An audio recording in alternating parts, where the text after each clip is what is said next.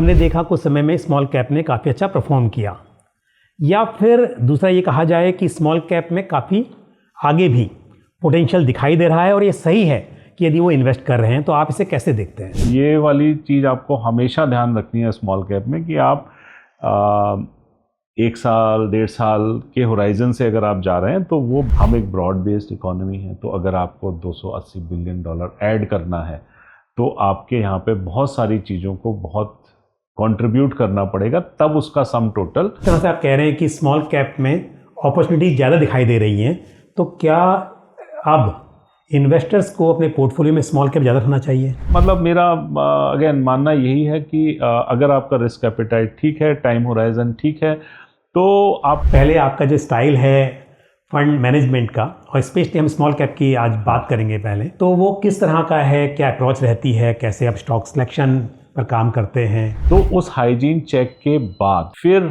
हम एक तरीके से अपनी हाइपोथेसिस बिल्ड करते हैं, जो हाइपोथेसिस डिफाइन करती है कि एक 10 साल का होराइजन लेके चलूँ और बोलूँ कि यार ये 10 साल में ना बहुत बड़ी चीज़ हो जाएगी, राइट?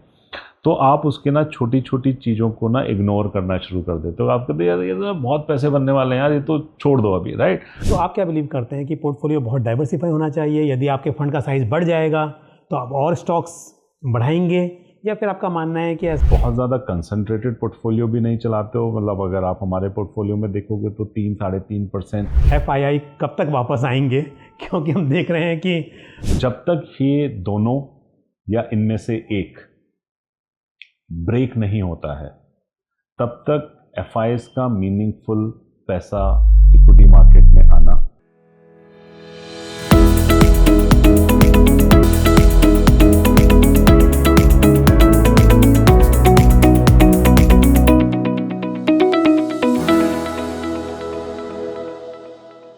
नमस्कार, आप देख रहे हैं फंडनामा। मैं हूं पंकज मटपाल।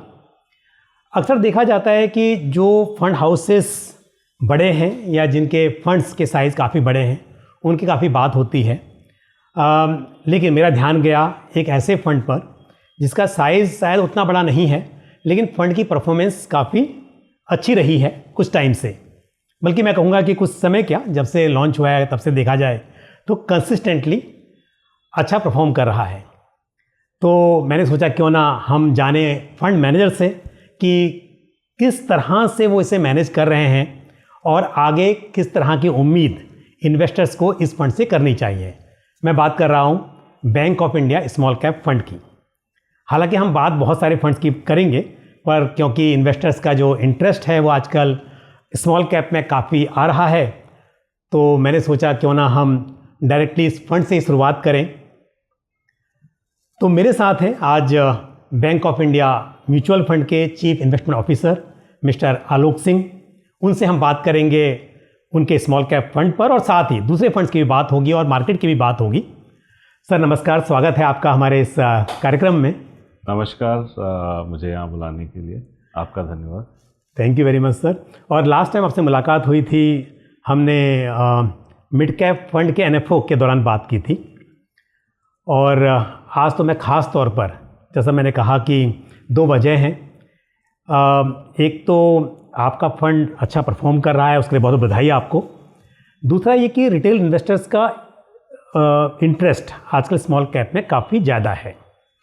ये अच्छी बात भी है, लेकिन कहीं ये बहुत रिस्की ना हो जाए। तो मैं आपसे ये जानना चाहूँगा पहले कि क्या जो निवेशकों का इंटरेस्ट बड़ा है, रुझान बड़ा है स्मॉल कैप में, वो सिर्फ इसलिए कि हमने देखा कुछ समय में स्मॉल कैप ने काफ़ी अच्छा परफॉर्म किया, या फिर दूसरा ये कहा जाए कि स्मॉल कैप में काफ़ी आगे भी पोटेंशियल दिखाई दे रहा है और ये सही है कि यदि वो इन्वेस्ट कर रहे हैं, तो आप इसे कैसे देखते हैं? देखिए, आप जो चिंता जाहिर कर रहे हैं वो काफ़ी बार जितने भी बाज़ार के सजे हुए लोग हैं वो इस बारे में चर्चा करते रहते हैं, और कहीं ना कहीं मुझे ये लगता है कि वो चर्चा का कारण लोगों को हताश करना नहीं, बट चेताना है कि इसमें रिस्क है। जो कि उसमें होता है। तो अगर आप देखें तो वॉलेटिलिटी उनकी ज़्यादा होती है, तो वॉलेटिलिटी किल करने का एक सबसे अच्छा तरीका है आप टाइम होराइजन इंक्रीज़ करो, कि वो उससे इंक्रीज़ करता है। अब कोई भी अगर वो शॉर्टकट अपनाना चाहता है तो वो रिस्क है, राइट। तो ये वाली चीज़ आपको हमेशा ध्यान रखनी है स्मॉल कैप में, कि आप 1 साल 1.5 साल के होराइजन से अगर आप जा रहे हैं तो वो बिल्कुल किसी भी समय में वो आपको इम्पैक्ट कर सकता है। लेकिन अगर आप ब्रॉड बेस में हम बात करें कि यहाँ से 5 साल 10 साल, हालांकि पिछले 2 साल से स्मॉल कैप ने परफॉर्म नहीं किया है और उसकी वजह से लोगों को थोड़ा सा उत्साह बढ़ रहा है कि 2 साल से नहीं चला है तो अब चलेगा, तो वो जो उसको देख रहे हैं वो एक टाइम सीरीज़ के हिसाब से देख रहे हैं।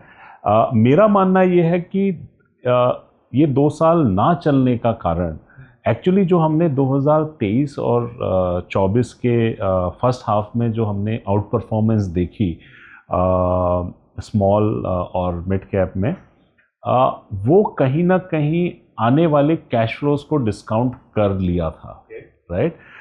तो अब उसके बाद ये जो समय बीता है 25 और अब आधा 26 निकल गया है, तो उसका प्राइस हमने पहले ही कवर कर लिया था इन अ वे, अगर आप देखो। और अब अगर हम 3 साल के रिटर्न्स देखते हैं तो वो हमको एक नॉर्मलाइज्ड रिटर्न दिखते हैं, क्योंकि अगर आप सिर्फ 23 और 24 के रिटर्न देखो तो वो बहुत लॉपसाइडेड नंबर दिखते हैं। तो कहीं ना कहीं ये एडजस्टमेंट बाजार करता रहता है, कभी कभी पहले और कभी कभी बाद में, राइट।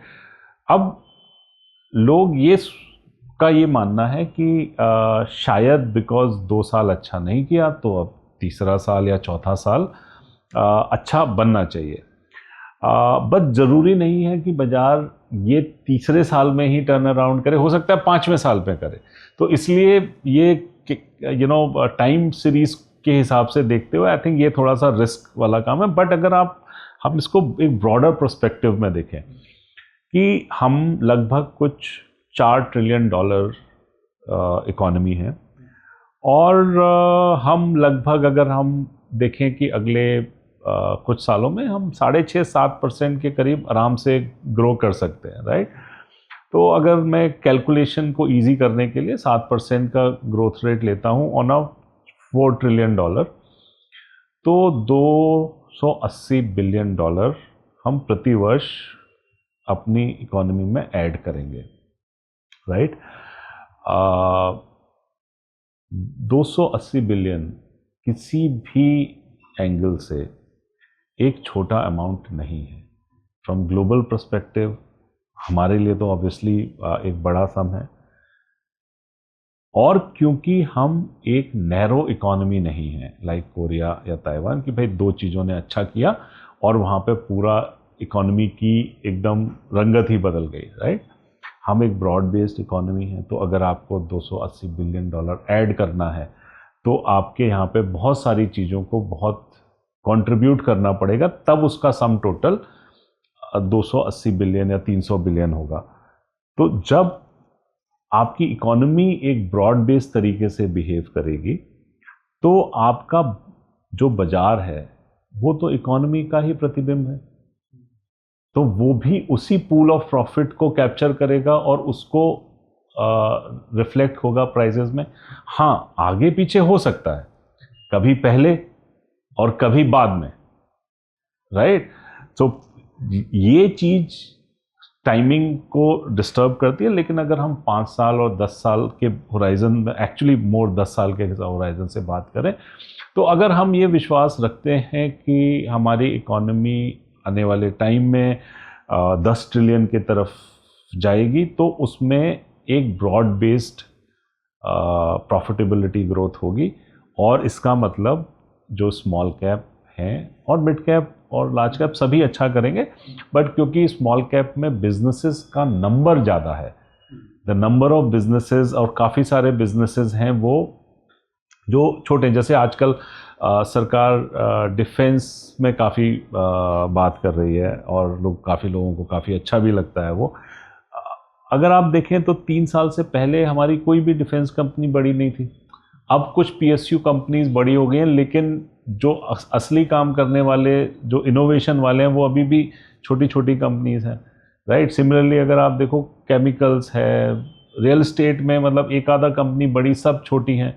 तो ये जो बड़े कंट्रीब्यूटर्स हैं, जो बड़े एम्प्लॉयमेंट जनरेटर्स हैं, वो आज भी हमारे यहाँ पे छोटी कंपनीज हैं। तो अगर हम $10 ट्रिलियन, $20 ट्रिलियन जब भी हम बढ़ेंगे तो ये काफ़ी सारी कंपनीज बड़ी होंगी, राइट। तो उस हिसाब से अगर आप देखोगे तो स्मॉल कैप एक अच्छी जगह है जहाँ पे, बट आपको थोड़ा लॉन्ग टर्म लेना पड़ेगा। ये आज और कल की बात नहीं है। और इन्वेस्टमेंट में क्या है कि जब आपके पास पैसा हो, आप उससे पार्ट कर सकते हो, वो आपकी लाइफस्टाइल को इम्पैक्ट ना करे, तो आप निवेश करो, irrespective of what is the time, because 10 साल में वो इवन आउट है। तो आई थिंक रिस्क है, ऐसी बात नहीं है, बट हाँ एक प्रॉमिस भी है।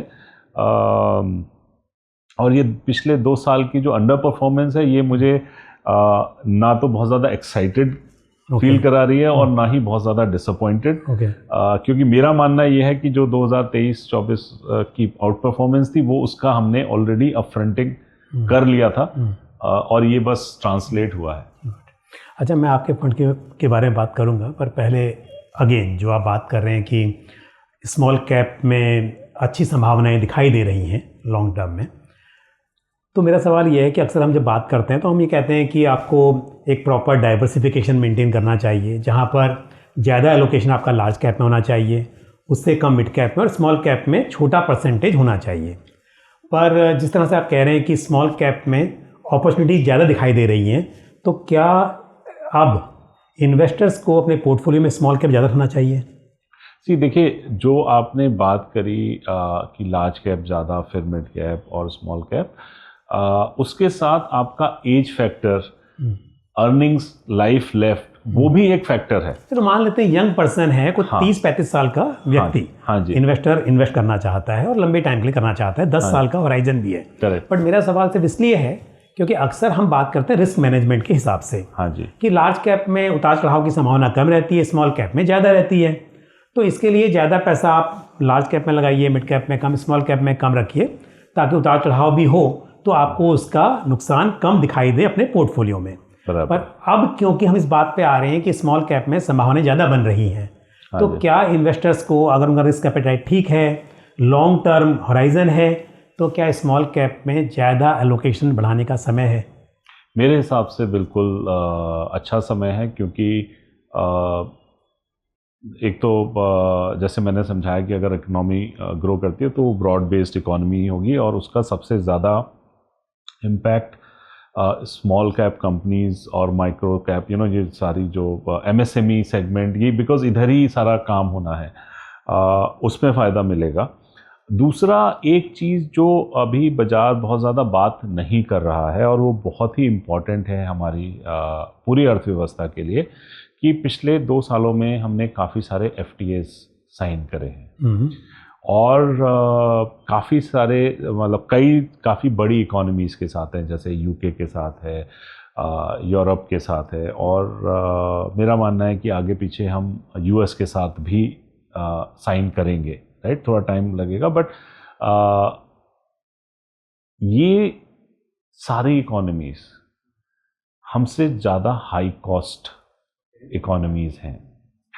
इसका मतलब है कि इनकी सोर्सिंग हमारी इकोनॉमी से बढ़ेगी, और क्योंकि चाइना +1, और जैसे मैं आपको एक बहुत छोटा सा एग्जांपल देता हूँ कि यूरोप की जो ऑटोमोबाइल इंडस्ट्री है, उसमें चाइनीज़ दबदबा काफ़ी बढ़ गया है, क्योंकि उन्होंने चाइनीज़ कंपनीज़ को फ्री इंपोर्ट करना अलाउ किया, और तो वो अपना चाइना से लो कॉस्ट ऑटोमोबाइल लाके और उन्होंने वहाँ पर डंप करना शुरू कर दिया। अब वहाँ पर जो गवर्नमेंट्स हैं, दे रियलाइज़ कि हमने क्या गलती करी है, तो अब उसको करेक्ट करना चाहते हैं।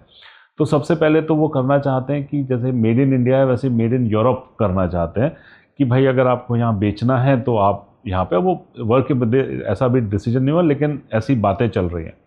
तो अगर आप वो वाला लॉ लेके आ जाते हो, तो यानी कि अब आपको वहाँ बनाना पड़ेगा। उसका एक है कि भाई चाइनीज़ की कॉस्ट बढ़ जाएगी वहाँ से, लेकिन आपको अपनी कॉस्ट भी कम करनी है, तो फिर आपको एक लोअर कॉस्ट इकोनॉमी से कुछ सोर्सिंग करनी पड़ेगी, क्योंकि आप चाइना से सोर्स करके चाइना के साथ तो कम्पीट नहीं कर सकते।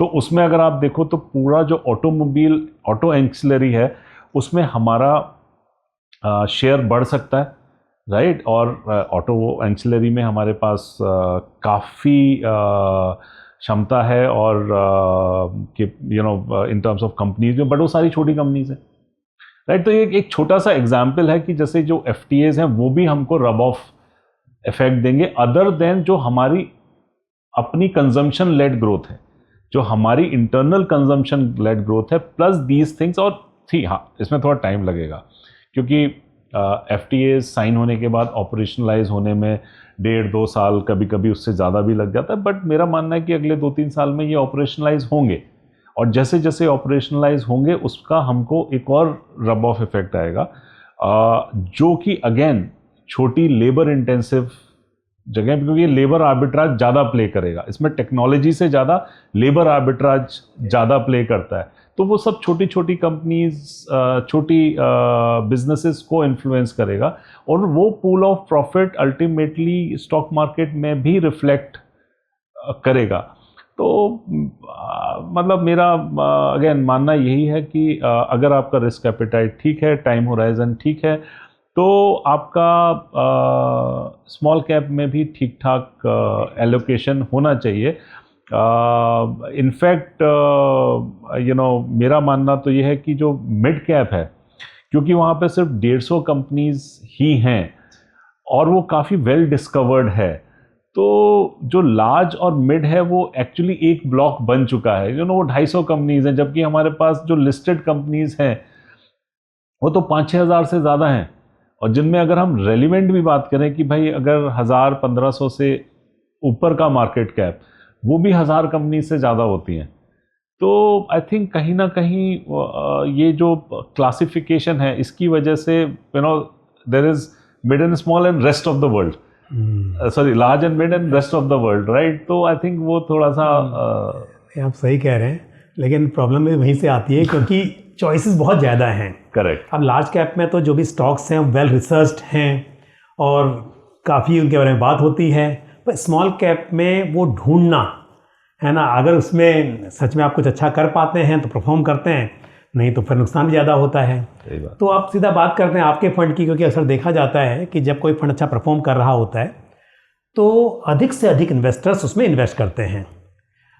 और मेरा एक्सपीरियंस ऐसा है कि जब फंड्स का साइज छोटा होता है तो मतलब कम इन्वेस्टर्स ने इन्वेस्ट किया होता है, कम पैसा इन्वेस्ट किया होता है, और फंड ने तो परफॉर्म किया पर लोगों को फ़ायदा उतना नहीं मिला। सही बात। अब उसके बाद एनएवी को देखकर इन्वेस्टर्स आते हैं, और उसके बाद कई बार फंड परफॉर्म नहीं करता है, तो नुकसान ज़्यादा इन्वेस्टर्स का होता है, क्योंकि जब परफॉर्म कर रहा था तब इन्वेस्टर्स कम थे या उनका पैसा भी कम था, अब उन्होंने पैसा भी और ज़्यादा लगा दिया और नए इन्वेस्टर्स भी आ गए।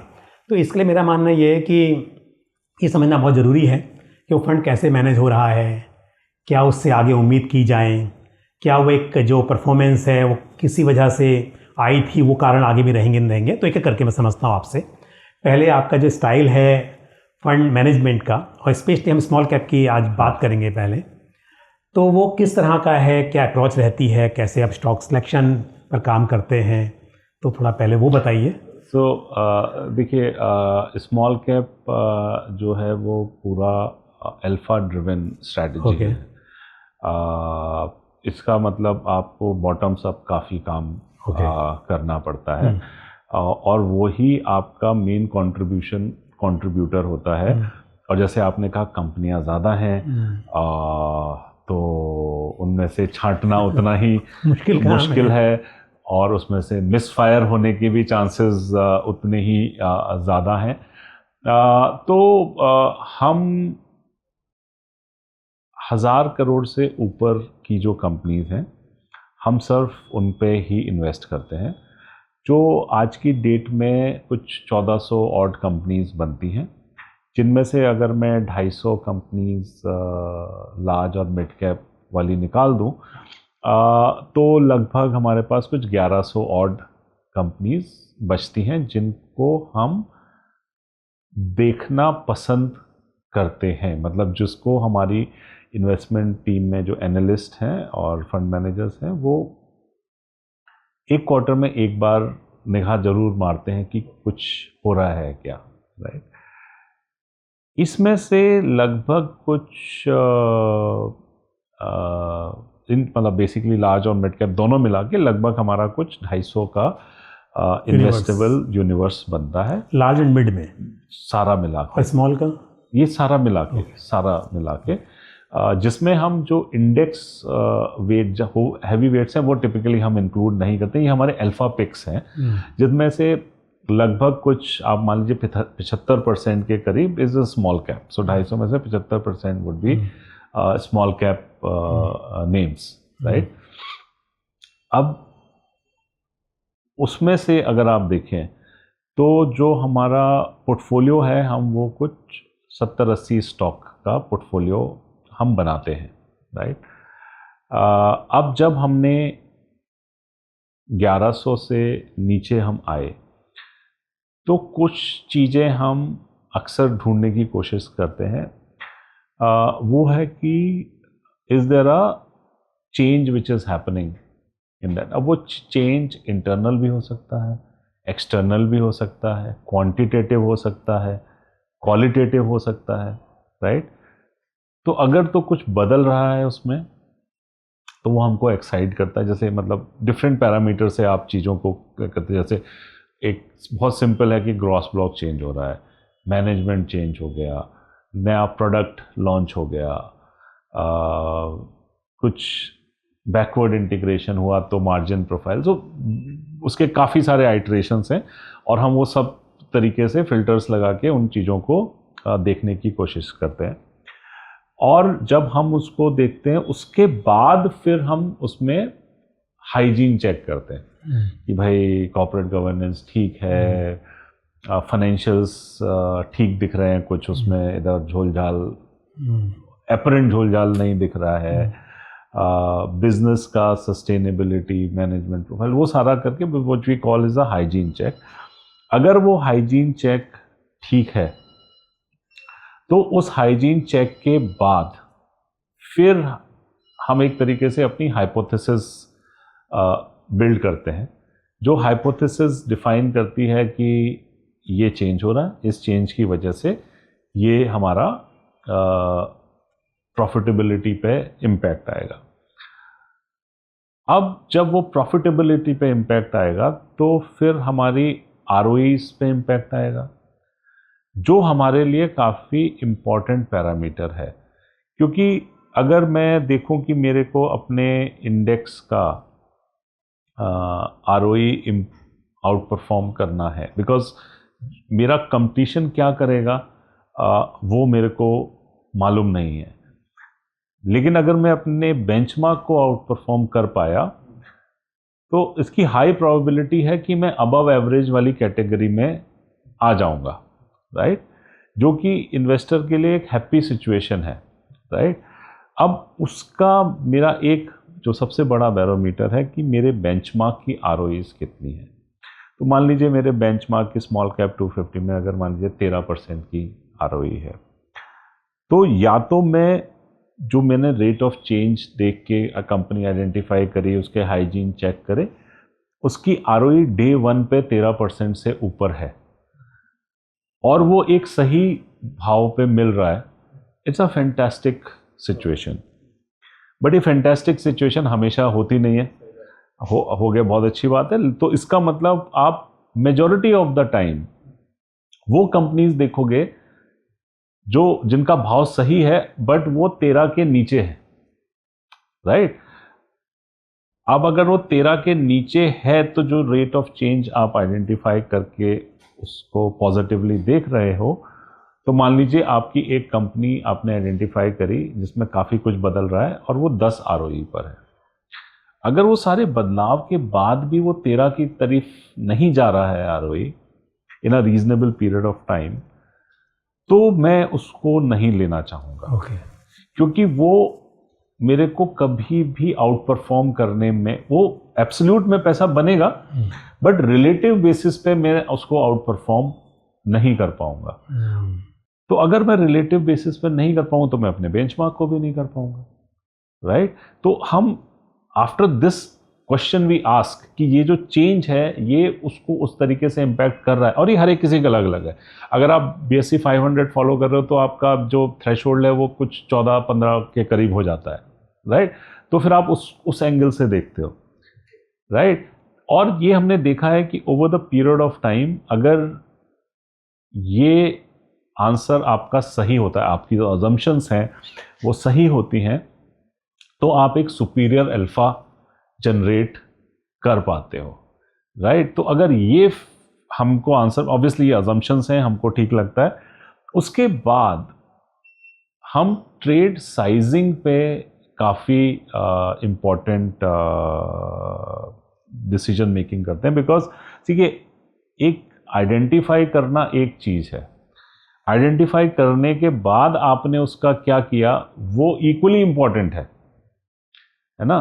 तो right trade sizing is equally important. तो ट्रेड साइजिंग के लिए एक होता है कि जैसे हमने हाइपोथेसिस में देखा कि भाई इसमें काफ़ी अल्फा बन सकता है और सारी ROE प्रोफाइल वगैरह से भी ठीक है, लिक्विडिटी भी ठीक है, तो उसमें हम सेक्टर का साइज, लिक्विडिटी, अल्फा कितना बनेगा, ये सारी चीज़ें करके वी अराइव एट की मान लीजिए हम इसमें 4% पोजीशन अपने फंड की ले सकते हैं। फिर भी हम 4% डे 1 पर नहीं लेते हैं, बिकॉज हमारा मानना यह है कि जो भी हमने डिसीजन मेकिंग करी है उसमें हमको सारी 100% इंफॉर्मेशन और 100% चीज़ों ब्लैक एंड वाइट के तरीके से नहीं पता है, राइट? हमने एक पब्लिकली अवेलेबल इंफॉर्मेशन पे अपनी हाइपोथेसिस बिल्ड करी है, जो शायद सही भी हो और शायद नहीं भी सही हो। जो हमने काम करा उसके लिए हमें लगता है कि उसकी प्रोबेबिलिटी ज़्यादा है, बट स्टिल वी वांट कि वो हाइपोथेसिस वैलिडेट हो। तो अगर आप 4% हो तो शायद हम 1.5% पोजीशन लेंगे उसमें, और देखेंगे एक आध क्वार्टर की जो हम सोच रहे हैं कि भाई मार्जिन ऐसे मूव करेगा या कंपनी के प्रोडक्ट अच्छा करेंगे, तो वो अच्छे कर रहे हैं या नहीं कर रहे हैं, क्योंकि हम एक क्वार्टर के लिए तो पोजीशन ले नहीं रहे, हम तो 1.5-2 साल कम से कम उसको रखना चाहते हैं, राइट? तो अगर वो हाइपोथेसिस वैलिडेट हो रही है तो यू इंक्रीज योर एलोकेशन। उसमें ऑब्वियसली आपका एवरेज परचेज प्राइस कम होगा, मतलब सॉरी ज़्यादा होगा, तो आपके पैसे कम बनेंगे, लेकिन उसमें certainty of loss making reduces, certainty of profit making increases, right? और अगर आपकी हाइपोथेसिस की तरफ नहीं चल रहा है तो आप उतना एलोकेशन नहीं लोगे, राइट? आप रुक जाओगे, थोड़ा वेट करके देखोगे, राइट? तो क्या है कि आपकी होल्डिंग पावर भी इंक्रीज हो जाती है। भाई आपके पोर्टफोलियो में 1% है रखा हुआ है, अब वो उस तरीके से नहीं चल पा रहा है जिस हिसाब से आपने सोचा था बिजनेस चेंज होगा, तो आप थोड़ा पेशेंटली उसको होल्ड कर रहे हो, वो इतनी सरदर्दी नहीं दे रहा है आपको, राइट? और अगर वो मान लीजिए करेक्ट भी हो गया तो भी वो आपके पोर्टफोलियो का पूरा रिटर्न नहीं लेके गया, राइट?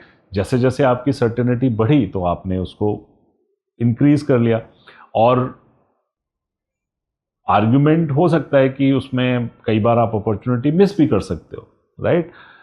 बिल्कुल सही बात है, क्योंकि भाव पहले ही सब डिस्काउंट कर गया। बट आई थिंक अगर हम on a continuous basis as a going concern देखें तो ऐसा करने के जो फायदे हैं वो नुकसान से काफ़ी ज़्यादा हैं। Okay. और जैसा कि फंड को अब 8 साल हो गए, राइट? 2018 में लॉन्च किया था हमने, और फंड ने कंसिस्टेंटली परफॉर्म किया है। इनफैक्ट अगर आप सिंस इंसेप्शन CAGR देखो तो काफ़ी अच्छी दिखती है रिलेटिव बेसिस पे। बट हैविंग सेड दैट, ये जो हमारा रिस्क मैनेजमेंट और अप्रोच है, आई थिंक ये कंट्रीब्यूट किया है, क्योंकि खाली अल्फा आइडिया ढूंढना ही सारी सॉल्यूशन नहीं है, उसको कैसे इम्प्लीमेंट करते हो, राइट, क्या ट्रेड साइजिंग करते हो। आई थिंक उधर हमने काफ़ी काम किया है, और जो हमारी टीम है उसने मतलब ये काफ़ी इंस्टीट्यूशनलाइज किया है इस चीज़ को। आई थिंक उसका हमको फ़ायदा मिला है, और मुझे लगता है कि आगे भी अगर हम इस तरीके से करते रहेंगे तो इन्वेस्टर को निराशा नहीं होगी।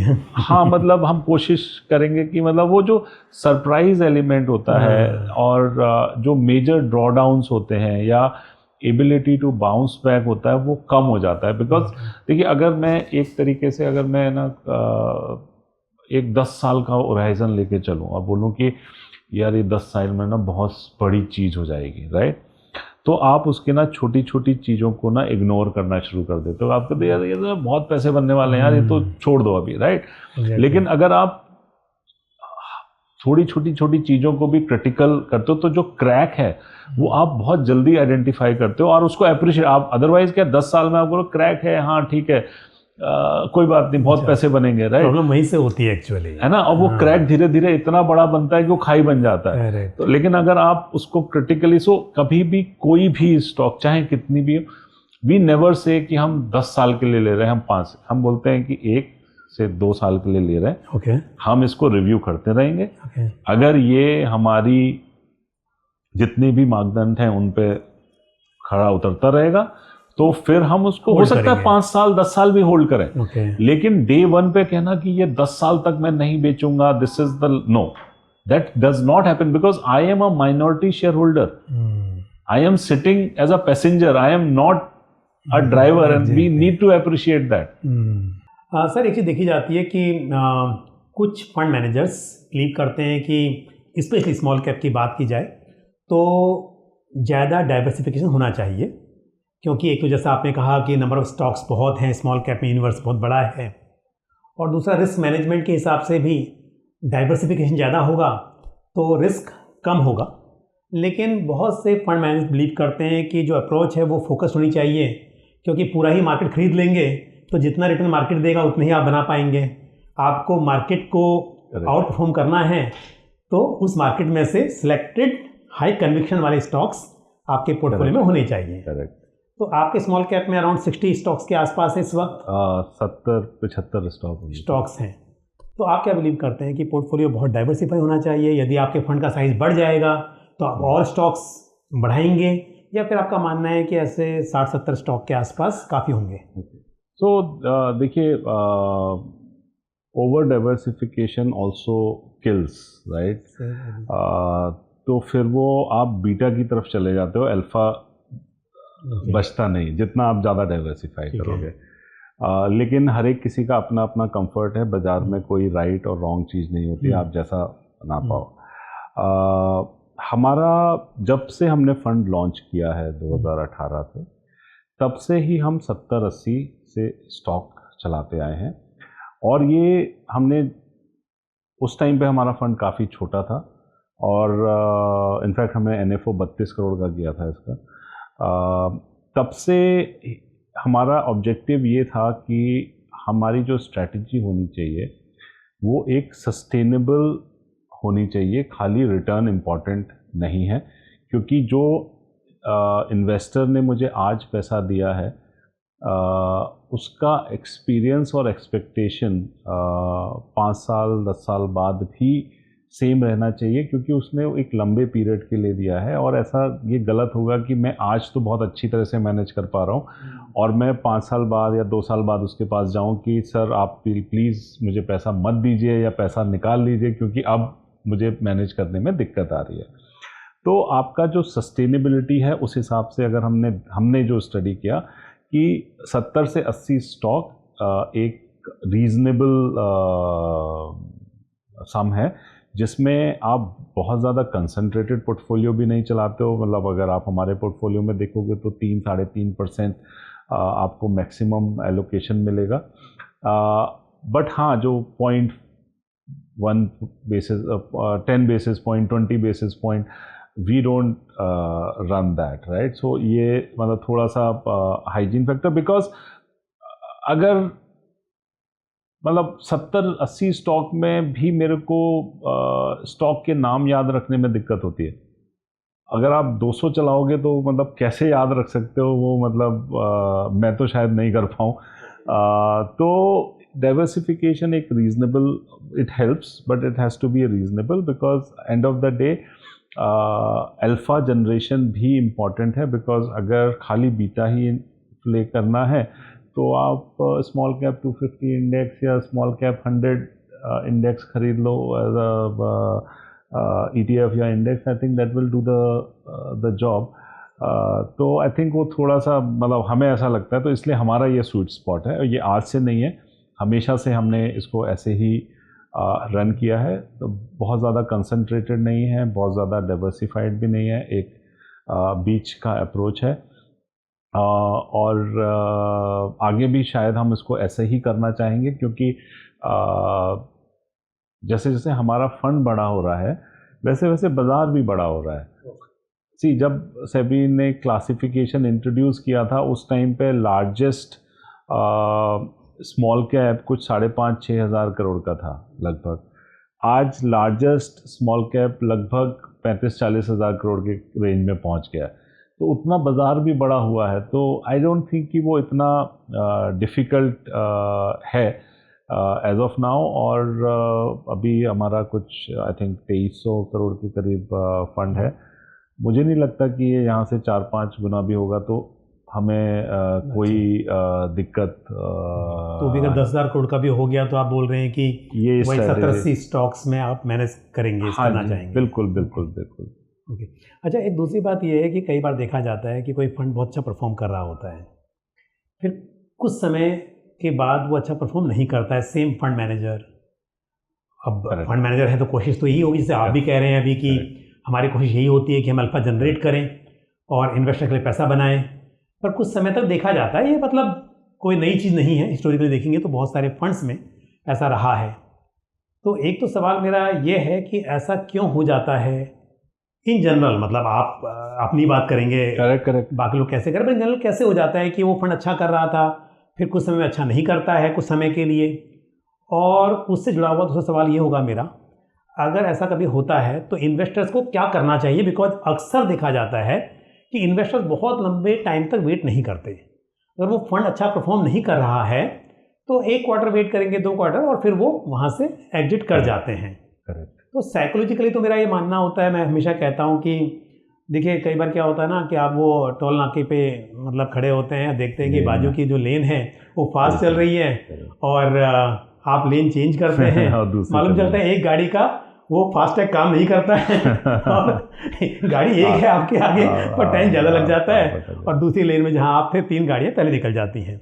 बट एनीवे, तो क्वेश्चन ये था कि ऐसे में इन्वेस्टर को क्या करना चाहिए। पहला सवाल वही है कि ऐसा हो क्यों जाता है कई बार। तो देखिए, most of the fund manager and जो मैंने अपनी टीम में भी over the period of time जब भी टीम लीड करने का मौका मिला मुझे काफ़ी टाइम से, most of the fund managers under perform इसलिए करते हैं कि वो अपनी लैक ऑफ नॉलेज की वजह से नहीं करते, वो अपने पर्सनल बायसेस से ऊपर नहीं उठ पाते। अच्छा, most of the time biases are the reasons. Okay, कि ये मुझे पसंद नहीं है या ये मैं इस तरफ नहीं देखता हूँ, लास्ट टाइम मैंने किया था तो बहुत नुकसान हुआ था तो अब मैं इसको कभी नहीं देखूंगा। बायसेस आप कह रहे हैं इन्वेस्टर्स के पास भी होते हैं और फंड मैनेजर के पास भी होते हैं। okay. क्योंकि देखिए हमारा जो बाजार का जो मूल सिद्धांत है ना, वो रिलेटिव थ्योरी पे चलता है।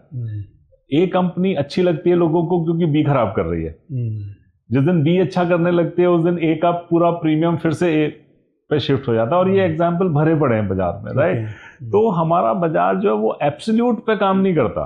तो जब आप एब्सोल्यूट पे काम नहीं करता है और आपको हमेशा चीजें रिलेटिव बेसिस पे देखनी है, तो आप अपनी नेगेटिव लिस्ट या अपना कैसे लेके चल सकते हो, राइट। क्योंकि हो सकता है उसमें चेंज हो रहा हो, आप उसको इग्नोर कर रहे हो, राइट, आप उसकी तरफ नहीं देख रहे हो। तो एक ये बहुत बड़ा कारण है।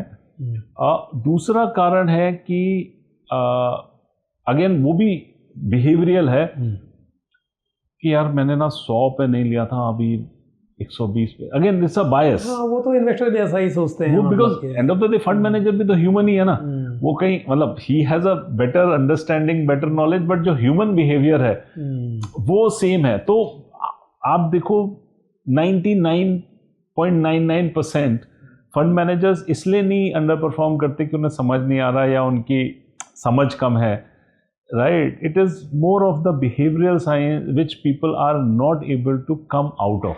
अच्छा, तो फिर ऐसे केस में इन्वेस्टर क्या करे? उन्होंने इन्वेस्ट किया हुआ है ऑलरेडी, फंड अच्छा परफॉर्म कर रहा था, अब आप कह रहे हैं कि फंड मैनेजर के बायसेस की वजह से वो कुछ कॉल नहीं ले पा रहे हैं या डिसीजन सही नहीं हो पा रहे हैं। करेक्ट। पर पहले भी तो अच्छा हो ही रहा था, तो आगे भी हो सकता है बिल्कुल हो सकता है। तो इन्वेस्टर रुका रहे या फिर स्विच कर ले? जी देखिए, जो मीन रिवर्जन जो कॉन्सेप्ट हम बात करते हैं वो हमारे फाइनेंशियल मार्केट्स में मीन रिवर्जन सबसे ज़्यादा होता है। तो अगर हमारा फंड मैनेजर आज अंडर परफॉर्म कर रहा है तो हो सकता है वो मीन रिवर्जन की वजह से उसके जो पॉजिटिव बायसेस हैं उसका टर्न आए और वो अच्छा परफॉर्म करे, बट वो कभी भी एक क्वार्टर में या 2 क्वार्टर में अगर हो जाए तो बहुत अच्छी बात है, बट नॉर्मली नहीं होता है। तो मेरे हिसाब से अगर फंड मैनेजर ने 1 साल में अंडर परफॉर्म किया है तो उसको आपको एटलीस्ट 1.5 ईयर और देना चाहिए minimum, because all of them are well meaning guy, well learned guy, तो दे विल डू समथिंग। किसी को भी मतलब अंडर परफॉर्म जानबूझ के तो नहीं कर रहा है वो। So the time series and the law of averages will work and he should come back.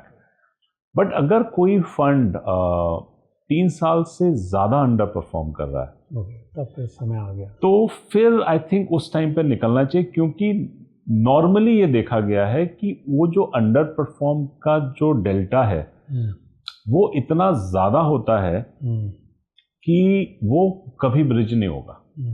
Very unlikely even if he, because अगर मैंने अपनी इंडेक्स को मान लीजिए 3% से अंडर परफॉर्म किया है, राइट? तो 3% और 3 साल तक, यानी कि मैं लगभग 10-11% के अंडर परफॉर्मेंस पे बैठा हूं, राइट? तो अब मैं यहां से आउट परफॉर्म करना शुरू करूंगा तो पहले तो मुझे अपने पेयर ग्रुप और इंडेक्स को करना है, यानी कि मैं उनसे मार्केट से बेटर ही कर रहा हूं। फिर उसके बाद मेरे को वो 11% भी ब्रिज करना है, तो वो मैं ब्रिज करते करते मुझे तो बहुत टाइम निकल जाएगा, राइट? और अगर आप कोई भी गलती 2-2.5 साल में भी अगर नहीं करेक्ट कर पा रहे हो तो I think as a fund manager I have to look inward and see where is that going wrong, because it is not the time series only. It is not कि बस जो मैं सेक्टर पे पॉजिटिव हूं वो नहीं चल रहा है, राइट? वो 1 साल हो सकता है, 2 साल हो सकता है, it can not be for a longer period of time. तो आई थिंक 1 साल की अंडर परफॉर्मेंस पे ज़्यादा किसी को सोचना नहीं चाहिए। बट हाँ, अगर 3-1 साल तक भी अंडर परफॉर्म कर रहा है तो आई थिंक फिर एक पर इन्वेस्टर्स 1 साल भी वेट वैसे करते नहीं है, मैंने देखा है कि जैसे अब वो बड़ा दुर्भाग्यपूर्ण है कि लोग, बिकॉज टिपिकली वही जो आप अभी ट्रैफिक लाइट वाला एग्जाम्पल दे रहे थे कि आपकी 5 मिनट तक लाइन चली नहीं तो आपने जंप कर दिया, और जब आपने जंप कर दिया तो दूसरी चले गए, तो आप मतलब दोनों जगह से ऐसा होता है अक्सर। हाँ, देखा जाता है। तो क्योंकि मैंने तो देखा है कि जैसे SIP कर रहे हैं तो अगर फंड नहीं चल रहा है, पहला काम करते हैं SIP रोक देते हैं उसमें। बिल्कुल। फिर उसके बाद में क्योंकि एग्जिट लोड का थोड़ा सा रहता है कि एग्जिट लोड लगेगा या फिर short term capital gain tax लगेगा, तो रुकते हैं। जैसे वो भी टाइम निकल जाता है तो उसके बाद में स्विच कर लेते हैं। तो शायद वो स्विच जल्दी कर नहीं पा रहे होते हैं बिकॉज उनको लगता है कि यहाँ पे उनका एक्सपेंस बढ़ जाएगा, इसलिए नहीं कर रहे हैं। बट मन तो ऐसा करता है कि 3 महीने नहीं चला है तो फटाफट कर लें। बट आपने जो एक्सप्लेन किया कि 1 साल तो मिनिमम है ही है, उसके बाद भी कुछ टाइम और देना चाहिए और उम्मीद करनी चाहिए कि वो वापस ट्रैक पर आएगा। अच्छा, एक सवाल मेरा आपसे है, बहुत जनरल है वैसे ये, कि FII कब तक वापस आएंगे? क्योंकि हम देख रहे हैं कि ये सिलसिला रुक नहीं रहा है, पैसा निकालते जा रहे हैं और उसका फर्क भी मार्केट में बहुत पड़ रहा है। बिल्कुल बिल्कुल। देखिए, वो एक अपना रिलेटिव ट्रेड कर रहे हैं, राइट। और वो रिलेटिव ट्रेड इसलिए नहीं है कि हम बहुत ज़्यादा ख़राब कर रहे हैं एज अ इकोनॉमी, या हमारे साथ बहुत सारी दिक्कतें हैं, बट बाहर और चीज़ें बहुत अच्छी दिख रही हैं, राइट। वो एक नैरो ट्रेड हो सकता है जो लाइक AI, राइट, और वो पैसा उस तरफ मूव कर रहा है, राइट। दूसरा, आपका जो रिस्क ऑफ ट्रेड है वो अभी तक बरकरार है, बिकॉज उसका जो सही बैरोमीटर है वो डॉलर इंडेक्स है। अगर आप देखिए इतनी सब त्राही त्राही होने के बाद भी डॉलर इंडेक्स वही 98, 99, 100 वहीं टिका हुआ है, यानी कि उसको सपोर्ट है, तो एक रिस्क ऑफ ट्रेड है। जब तक ये दोनों या इनमें से एक ब्रेक नहीं होता है, तब तक FIs का मीनिंगफुल पैसा इक्विटी मार्केट में आना थोड़ा मुश्किल है। या तो रिस्क ऑन ट्रेड शुरू हो तो आपका पैसा डॉलर से emerging market as an asset class move करेगा, तो उसमें हम भी बेनिफिशियरी होंगे। हो सकता है हमारे पास कम आए, लेकिन अब जैसे हमारा जो भी वेट है उतना तो या उसके आसपास तो पैसा आएगा, फॉर एवरी 100 रुपीज़ और $100। या फिर ये आपका जो AI रिलेटेड ट्रेड है टुवर्ड्स कोरिया, ताइवान, ये थोड़ा सा मैच्योर हो, ओके, राइट। और ये मैच्योर में मतलब ऐसा नहीं है कि मतलब सालों साल लगेंगे, right, unless the new data comes in, because markets जो है वो काफ़ी एफिशिएंट होते हैं चीज़ों को डिस्काउंट करने में काफ़ी जल्द, राइट। तो जब तक ये दोनों चीज़ें हैं, मुझे नहीं लगता कि हमारे पास कोई भी मीनिंगफुल फ्लो आएगा। भले ही आप as a tactical thing taxation change कर दीजिए या कुछ और प्रलोभन देने की कोशिश करिए, बिकॉज वो एब्सोल्यूट ट्रेड, मतलब अगर आप देखो ताइवान का जो अर्निंग्स ग्रोथ है वो 30% है, हम बात कर रहे हैं अर्निंग्स ग्रोथ की 12%, 14%, राइट। तो अगर हम वो अगर मान लीजिए अर्निंग्स ग्रोथ हमारा पूरा का पूरा शेयर प्राइस में ट्रांसलेट होता है, एक मैं आर्ग्यूमेंट बोल रहा हूँ, तो आप 15% रिटर्न की बात कर रहे हो, सामने वाला 30% रिटर्न पे और कोरिया उससे भी ऊपर बैठा हुआ है, तो अगर हमने टैक्स हटा भी दिया तो वो 15 का 15 रह जाएगा, राइट। तो वो ट्रेड जो है वो उधर इतना ज़्यादा लॉपसाइडेड है राइट नाउ, राइट, कि हम कुछ भी कर लें हम अट्रैक्टिव नहीं बनेंगे। तो ये एक एग्जांपल मैं अपनी टीम को अक्सर देता हूँ कि हम ना स्टॉक मार्केट के हिंदुस्तान लीवर हैं, हम सब कुछ सही कर रहे हैं, डाइवर्सिफाइड हैं, cash flows stable, right, we will still be standing, but हम ना एक्साइटमेंट क्रिएट नहीं कर रहे हैं। तो क्योंकि हमारे कैश फ्लोज बेटर हैं, ROEs बेटर हैं, तो हमारा वैल्यूएशन बेटर है, लेकिन क्योंकि दुनिया में बहुत सारा लोग बहुत तेज़ी से दौड़ रहे हैं, तो वो हमको रिलेटिव बेसिस पे नहीं, तो जब उधर जब भी चीज़ें होंगी तो जब वो पलट के देखेंगे तो we would be, and somewhere this ideology also works कि यार ये लोग तो कहीं जा नहीं रहे, यहाँ तो बाजार में कुछ हो नहीं रहा, तो एक काम करते हैं इंडिया बेच के कोरिया में ट्रेड कर लेते हैं, ताइवान में कर लेंगे, जब वहाँ पैसा मैच्योर हो जाएगा तो फिर अपन आ जाएंगे वापस, ये तो यही मिलने वाले हैं क्योंकि ये तो स्लो टॉर्टोइस की तरह दौड़ रहे हैं, राइट। तो आई थिंक कहीं ना कहीं वो चीज़ें हैं, तो एक डेट देना, टाइम देना आई थिंक बहुत डिफिकल्ट है, बट ये दोनों चीज़ें either both of them happens, this entire semicon AI trade matures, या फिर a risk on trade happens, and as a result the dollar start depreciating, moves more towards 90 as an index, and then the money will flow towards emerging market and we will be beneficiary of that, and till such time I don't see any serious money coming, मुझे नहीं लगता। तो Israel Iran war कब ख़त्म होगा पता नहीं, FII कब आएंगे उसका भी पता नहीं है, मार्केट में उतार चढ़ाव तो काफ़ी टाइम से बना हुआ है, कुछ समय से इन्वेस्टर्स का पैसा नहीं बना है, हालांकि मैं भी बहुत पॉजिटिव हूँ कि फ्यूचर में डेफिनेटली पैसा बनेगा ही। इक्विटी मार्केट ऐसा है जहाँ पर ये चीज़ें बीच बीच में आती रहती हैं, बट जो कुछ भी है यही है जहाँ पैसा बन सकता है।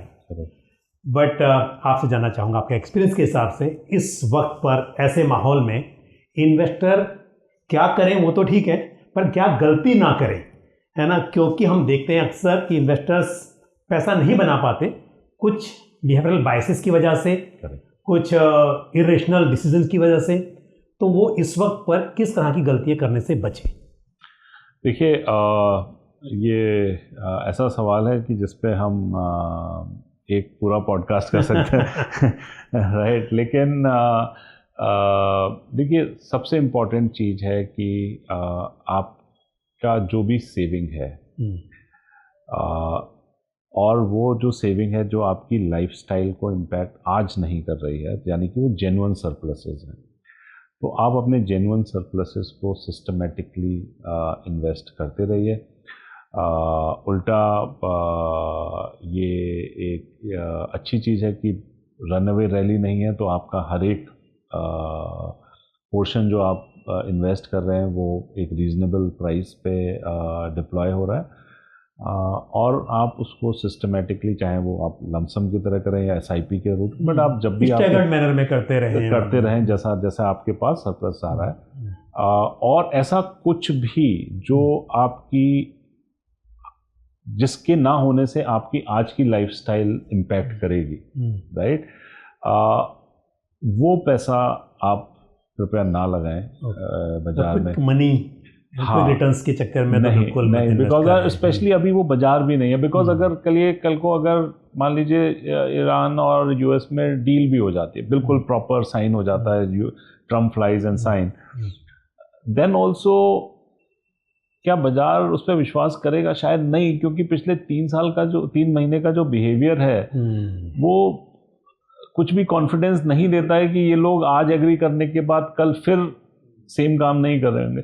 तो यानी कि अगर आज साइन होता उसके बाद भी 3-4 महीने तक बाजार टिकटकी लगाए, कहीं कुछ हो तो नहीं रहा, कहीं कुछ हो तो नहीं, जब कहेंगे हाँ अभी टाइम हो गया, अब कुछ नहीं हो रहा है, तब जाके कुछ राहत आएगी उस तरह पे। तो आई थिंक अभी जो माहौल है वो काफ़ी वॉलेटाइल है, वो हमको भी इन्फ्लुएंस करेगा, लेकिन एक अच्छा टाइम है। और क्योंकि आपने 2 साल लो या नो रिटर्न के निकाल दिए हैं और आपकी इकोनॉमी उस पीरियड में ठीक ठाक बिहेव कर रही है, as a result every quarter आप सस्ते होते चले जा रहे हो। तो अगर भाव यहीं पे पड़ा रहता है तो आप और सस्ते हो जाओगे, and then the mean reversion happens, right. Mean reversion theory is one thing which works in the market the most. So अपना आई थिंक वो हो सकता है नेक्स्ट ईयर हो या ईयर आफ्टर दैट हो, तो आई थिंक आप कहीं ना कहीं स्टार्ट ऑफ टनल में नहीं हो, आप सेकेंड हाफ ऑफ टनल में हो। अब वो 60% कवर किया है आपने कि 90% किया है, वो जब टनल से अपन बाहर निकलेंगे तभी पता चलेगा। लेकिन certainly we are on the second half of the tunnel, we are not in the first half of the tunnel, and that makes me मतलब मोर ऑप्टिमिस्टिक। और आप पेशेंस, अभी तक 2 साल से पेशेंस है, तो थोड़ा और समय सही और थोड़ा और आप अपना जो भी जेन्युइन सरप्लसेस है वो आप निवेश करते रहें। तो एक तो इन्वेस्ट करें, एटलीस्ट SIP करें, SIP रोके नहीं। पहली गलती तो वो होती है कि लोग SIP रोक देते हैं, वो ना करें। और दूसरी बात जो आपने बहुत ऑनेस्टली कहा कि मार्केट की जो कंडीशन उस हिसाब से मतलब बहुत लालच करना या इमीडिएटली आप तो जल्दी पैसा बन जाएगा, टाइम करेक्शन हो चुका है, मार्केट भी ऊपर से काफ़ी नीचे आ चुके हैं, तो ये सोच के कि शॉर्ट टर्म में पैसा बनेगा, वैसी संभावना अभी बहुत जल्दी नहीं दिखाई दे रही है। तो सोच समझ के इन्वेस्ट करना है।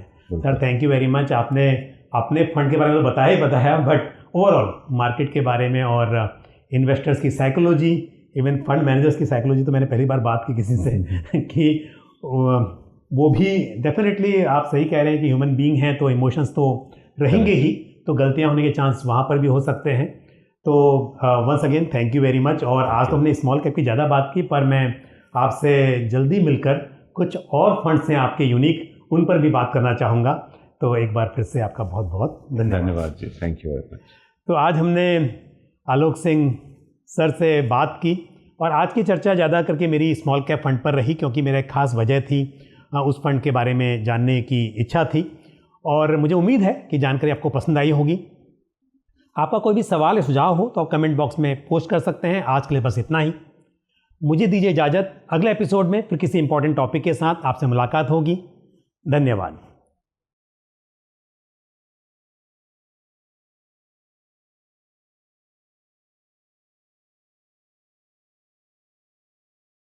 म्यूचुअल फंड निवेश बाजार जोखिमों के अधीन है। योजना से जुड़े सभी दस्तावेजों को ध्यानपूर्वक पढ़ें।